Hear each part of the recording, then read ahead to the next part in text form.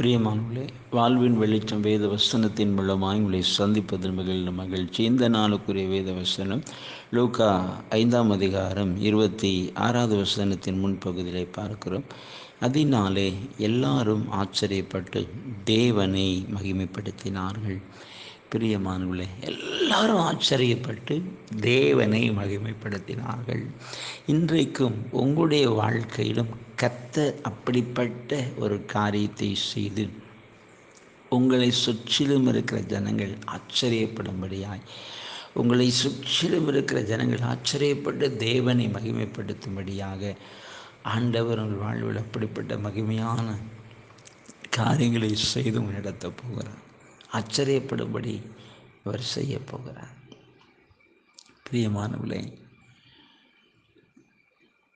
இதுவரைக்கும் உங்களை ஒருவேளை அற்பமாக பார்த்துருக்கலாம், ஏளனமாக பார்த்துருக்கலாம், பலர் பல சிந்தைகளோடு இருந்திருக்கலாம். ஆண்டவராகிய இயேசு கிறிஸ்து உங்களுடைய வாழ்க்கையில் ஒரு அற்புதமான காரியத்தை செய்து உங்களை சுற்றிலும் பல நினைவுகளோடு இருக்கிற ஜனங்கள் ஆச்சரியப்படும்படி அவர் அப்படிப்பட்ட காரியங்களை செய்து நடத்தப் போகிறார். இந்த வசனம் சொல்லுகிறது, அவர்கள் எல்லாரும் ஆச்சரியப்பட்டு தேவனை மகிமைப்படுத்தினார்கள்.